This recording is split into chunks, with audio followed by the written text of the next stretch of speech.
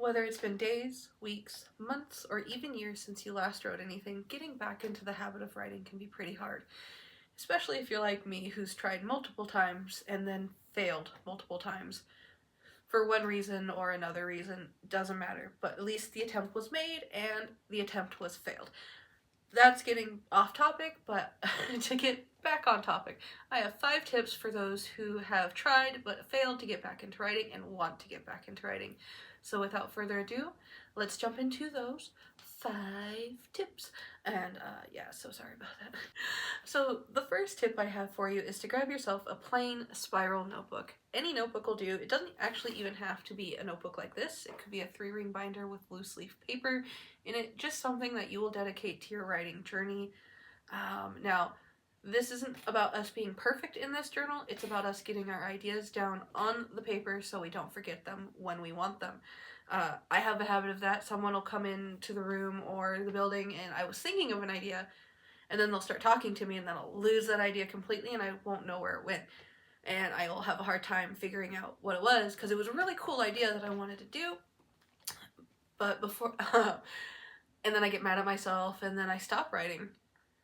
And yeah, so grab yourself a spiral notebook. It's very helpful and it doesn't have to be neat. Mine's definitely not neat and definitely not in order. Just keep it organized to the best of your ability so when you, no, disregard that. Just put it in here, write the way that you want to write. This is only meant for you, so if someone looks into it really and doesn't understand what you're writing, that's okay, as long as you do. As you can see, mine kind of is all over the place. I'll show you. So like right here, I have kind of like my story ideas that I want to do, and then some like more diving deep into the problem that I want to do and ideas. I also keep characters in here, write their backstories. Got more characters. And then you can also put your world building, color code it however you like, as you can kind of see how I did right here. But yeah, keep yourself a notebook, any kind, will do. It'll be very helpful. And I hear you saying, but what if I want to use my iPad or my computer or something? Now, you can. However, I don't recommend it because if you're like me and you go onto your tablet, your computer, whatever, and you start writing, then you'll go on Pinterest, YouTube, or whatever and search up something that you're trying to write, and then you get distracted and you go down a rabbit hole and then you forget why you were writing in the first place. So unless you have good like self-control, I would say stick to pen and paper. That because it'll just be easier to make sure you're staying on track for your writing or the goals that you have for your writing. The next tip I have for you is to do some writing sprints. Now, this is pretty simple. Just set a timer for any time that you can set aside for writing. I do writing sprints twice a week, or at least try to. And when I'm done, I'll feel really good that I actually sat down and wrote something, and then I'll do it. It'll kind of push you to do it again, because you'll have that feel-good receptor, or that, not feel-good receptor, the feel-goods, you know? You feel happy, you feel excited, content that you actually wrote something, you got farther. Even if it wasn't a lot, it was still something more than you had last time. It's about quantity, not really quality per se. When you're doing these writing sprints, it's just about getting any idea you have out of your head onto the page to progress your story. Now, with doing this, you're not going to want to focus on editing or anything like that because that's going to take away your time. Like I said, it's just to get the ideas to the paper, and then once you actually go back and edit your work, you can then do it that way. I'm probably rambling and I'm so sorry. Moving on. Tip number 3. Changing up your environment. If you listen to music while you write, switch the genre of music that you listen to.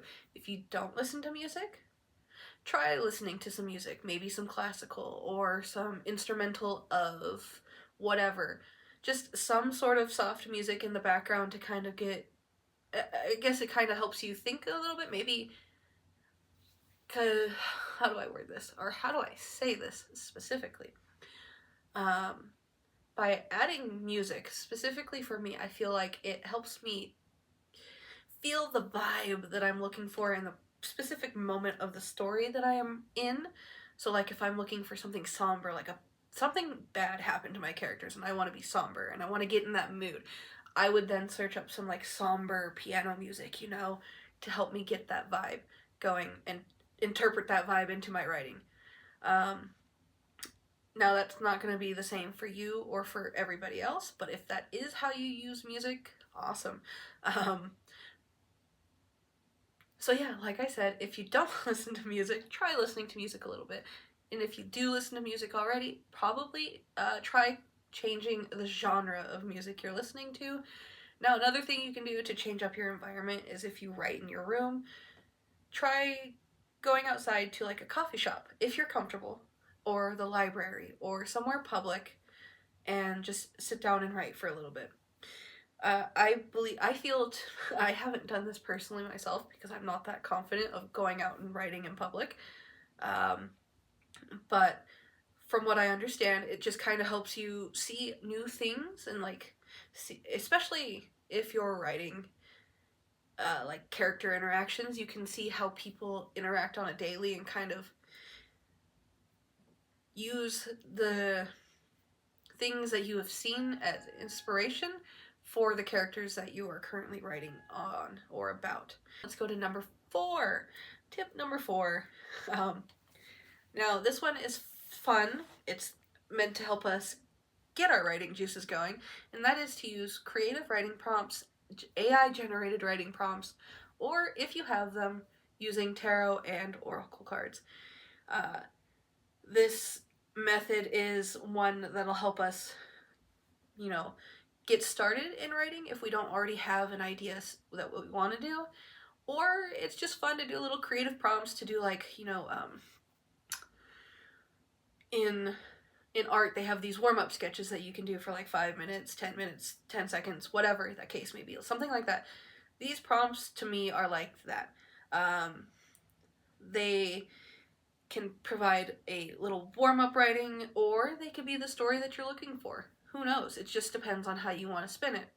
But this is just to kind of help us find fun in it if we're not really looking to write our own novel, or build a world for a tabletop role-playing game like Dungeons and Dragons, or a role-playing character, you know, anything like that. These are fun ways to branch out of also what you're used to writing. Specifically for me with tarot, that's what I use it for, is because I am known for my lone wolf traumatic backstory, I guess my murder hobo almost kind of character and story progression, and I needed a way to break out of that, and tarot helps me do that right along with oracle. But you don't have to use tarot or oracle if that's not something that you want to use or have. Totally optional on that point. And finally, my last tip for you I have is to set small goals. I know we tend to look at the bigger picture, we see the final picture, and we're like, this is going to be so awesome when it's done. Let's take that a step back, many step backs. Let's go to the very first step and start very small. We know where we want to be, but how do we get there, right? So, like, your first small goal could be like, write 1 character this week. It's small, right? And you're not stressed because you see the bigger picture and what it could be. Or another small goal could be like, I want to have the kind of like a premise for my world set up, you know? I want to have a city complete within this time frame, right? It's small, and it's small enough to where we're not overwhelming ourselves and burning ourselves out when we're doing our writing. My current small writing goal for this month is to have at least chapter 1 done so I can get moving on the plot and everything else that I want, so I'm not stuck on the minor details of the magic system that I want to include, the world and all that stuff. Everything should kind of come naturally afterwards in terms of goals and ideas to get to the bigger picture, because I can tell you that was probably my biggest issue, was I was doing too much at one time, and I needed to break it down into smaller, bite-sized, manageable, and easy to do goals for my writing. So those are the 5 tips I have for you. Let me know if you have any more tips you would like to that worked for you down below in the comments. Also, let me know your thoughts on any of the tips that I talked about, and if you've tried them before and if they've helped. And yeah.